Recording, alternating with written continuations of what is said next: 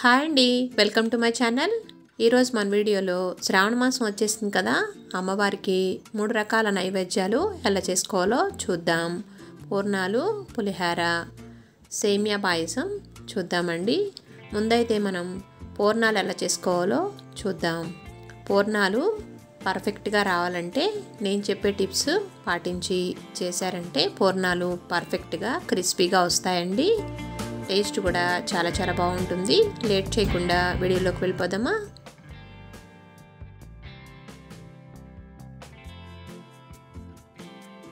ముందుగా ఒక బౌల్లో మినప్పప్పుని 400 గ్రాముల మినప్పప్పు తీసుకున్నాను. నేను పొట్టుపప్పు తీసుకున్నానండి. దీంట్లో వాటర్ వేసుకొని 3 గంటలు లేదా ఓవర్ నైట్ నానబెట్టుకోవాలి. నేను నైటే నానబెట్టుకున్నానండి. ఈ పప్పుతో పాటే బియ్యాన్ని కూడా నానబెట్టుకోవాలి. బియ్యాన్ని మినప్పప్పు మీద ఒక 100 గ్రామ్స్ ఎక్కువ తీసుకున్నాను. బియ్యం కూడా ఇలా నానబెట్టుకోవాలి. రెండింటిని ఇలా నానిన తర్వాత మినప్పప్పు ఇలా పొట్టు లేకుండా బాగా కడిగి పెట్టుకోవాలి. ఈ విధంగా కడిగిన మినప్పప్పులో బియ్యాన్ని కూడా 4-5 టైమ్స్ కడిగి ఈ బియ్యాన్ని మినప్పప్పులో వేసుకుంటున్నాను. ఈ రెండింటిని బాగా కలుపుకొని మిక్సీ జార్లో వేసుకొని ఈ విధంగా మిక్సీ పట్టుకోవాలి. బాగా పల్చగా కాకుండా కొంచెం చిక్కగానే పట్టుకోవాలండి. ఇలా ఈ పిండిలో 1/2 కప్పు బెల్లం, కొంచెం సాల్ట్ యాడ్ చేసుకొని బాగా కలుపుకొని ఒక 3 గంటలు పక్కన పెట్టేసుకోవాలండి. పిండి అనేది నానేలోగా నెక్స్ట్ ప్రాసెస్ చేసుకుందాం. కుక్కర్ తీసుకొని దాంట్లో 500 గ్రామ్స్ శనగపప్పు తీసుకుంటున్నాను. ఈ పప్పుని బాగా 3-4 టైమ్స్ వాష్ చేసుకొని దీంట్లో వాటర్ వేసుకోవాలి. వాటర్ వేసుకొని మూత పెట్టుకొని కుక్కర్ విజిల్ 3 విజిల్స్ మాత్రమే రావాలండి. ఎక్కువ ఉడికితే పప్పు బాగోదండి. 3 విజిల్స్ రానిచ్చి ఇలా తీసుకున్నాను. పప్పు అనేది ఈ విధంగా ఉడికిన తర్వాత స్టవ్ మీద ఒక మందపాటి గిన్నెను పెట్టుకొని ఈ పప్పును అందులో వేసుకుందాం. ఈ పప్పులో ఇంకొంచెం వాటర్ ఉన్నాయి కాబట్టి వాటర్ అనేది పూర్తిగా డ్రై అయ్యే వరకు మనం కుక్ చేసుకోవాలి.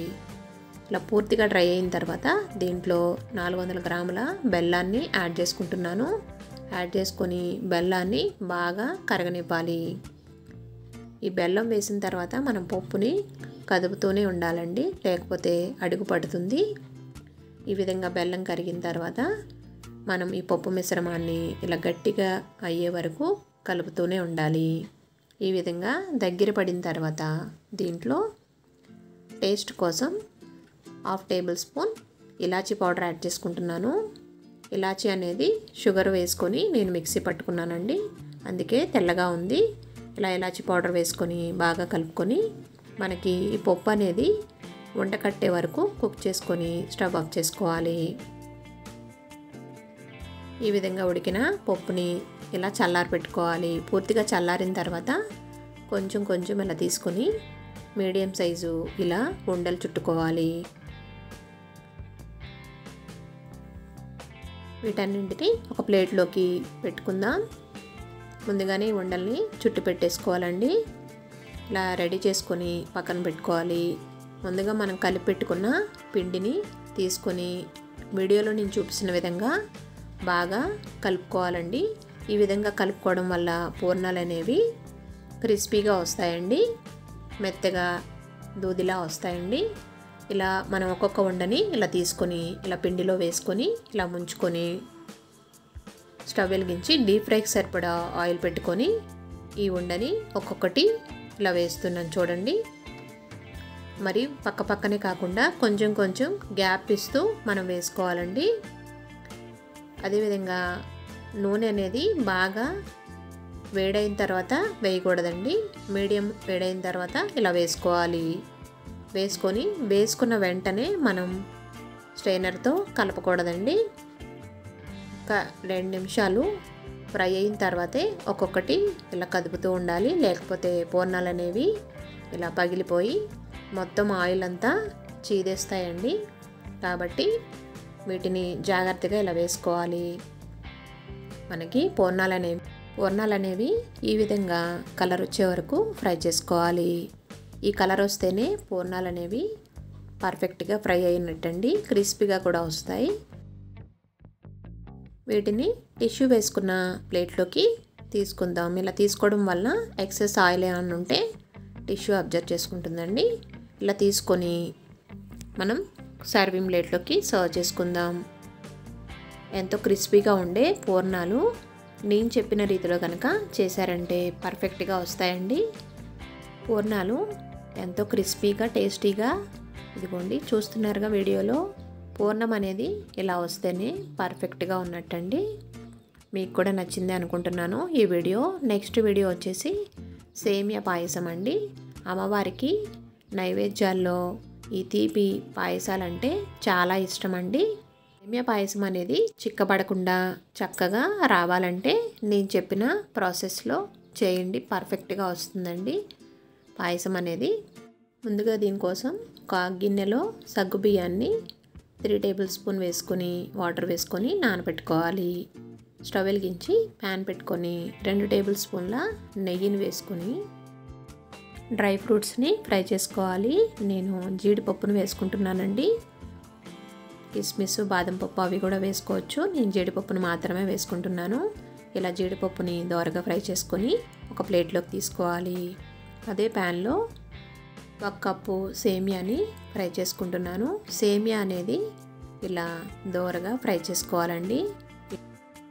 ఒక 2 నిమిషాలు సేమియాని ఫ్రై చేసుకొని ఒక ప్లేట్లోకి తీసేసుకుందాం. మరొక గిన్నె పెట్టుకొని దాంట్లో వాటర్ వేసుకుందాం. 2 గ్లాసులు వాటర్ వేసుకొని బాయిల్ చేసుకోవాలి. వాటర్ అనేది బాయిల్ అవుతుండగా మనం ముందుగా నానబెట్టుకున్న సగ్గుబియ్యాన్ని ఇందులో వేసుకుందాం. ఇలా వేసుకొని ఒక 5 నిమిషాలు సగ్గుబియ్యాన్ని బాగా ఉడకనివ్వాలండి. సగ్గుబియ్యం బాగా ఉడికిన తర్వాతే సేమియాని వేసుకోవాలి. రెండింటిని ఒకేసారి వేసుకుంటే సగ్గుబియ్యం అనేది ఉడకదండి. ఈ విధంగా సగ్గుబియ్యం ఉడికిన తర్వాత దీంట్లో సేమియాని వేసుకుందాం. వేసుకొని రెండింటిని బాగా కలుపుకొని ఒక 5 నిమిషాలు సేమియాని మెత్తగా ఉడకనివ్వాలి.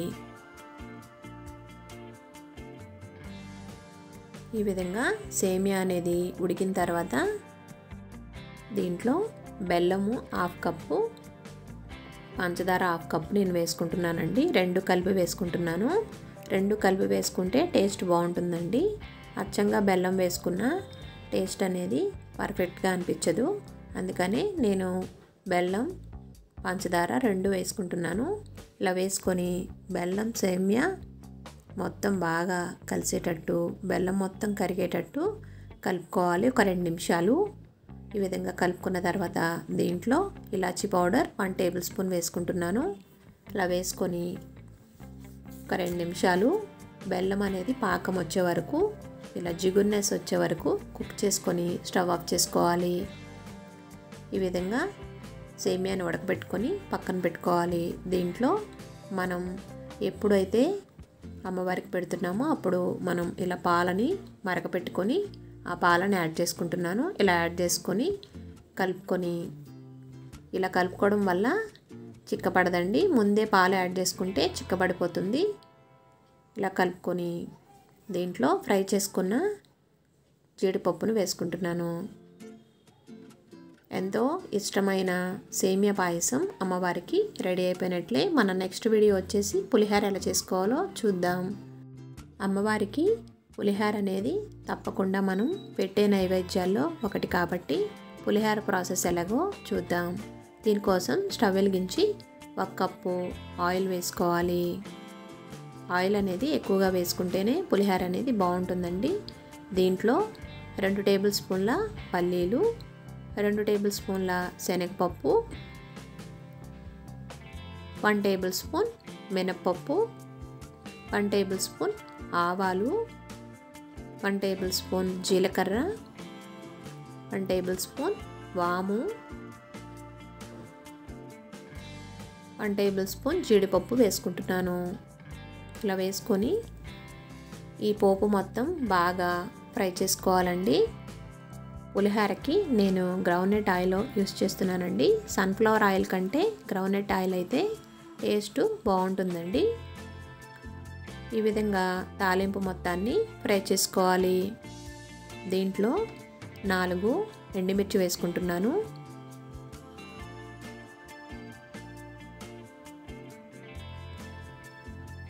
కారం కోసం ఒక 5-6 పచ్చిమిర్చి వేసుకుంటున్నాను. పచ్చిమిర్చి అనేది ఎక్కువ వేసుకుంటే పులిహోర బాగుంటుందండి, పుల్ల పుల్లగా కారం కారంగా. కొంచెం కరివేపాకు వేసుకొని 1/2 టేబుల్ స్పూన్ పసుపు యాడ్ చేసుకోవాలి. నేను 2 పావుల రైస్ని వేస్తున్నాను కాబట్టి దానికి సరిపడా సాల్ట్ని యాడ్ చేసుకుంటున్నాను. రైస్ని బట్టే సాల్ట్ని యాడ్ చేసుకోవాలండి. ఇలా వేసుకొని బాగా కలుపుకోవాలి. 2 నిమిషాలు ఇలా ఫ్రై చేసుకున్న తర్వాత దీంట్లో మనం ముందుగానే రైస్ని బాయిల్ చేసుకొని పెట్టుకోవాలండి. రైస్ అనేది మరీ మెత్తగా కాకుండా కొంచెం పలుకుగా ఉండేటట్టే చేసుకోవాలండి. అప్పుడే పొడి పొడిలాడుతూ బాగుంటుంది పులిహోర అనేది. ఈ విధంగా బాయిల్ చేసుకున్న రైస్ని 2 కప్పులు వేసుకుంటున్నాను.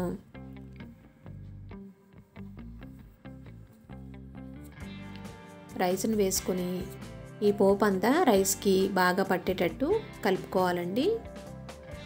స్టవ్ని లో ఫ్లేమ్లో పెట్టుకొని ఈ పోపు అంతా రైస్కి పట్టేటట్టు ఇలా కలుపుకుందాం. ఈ విధంగా రైస్ని కలుపుకొని స్టవ్ ఆఫ్ చేసుకోవాలి. దీంట్లో 2 నిమ్మకాయలు ఇలా పిండుకొని నిమ్మకాయ జ్యూసు ఇలా వేసుకుంటున్నాను.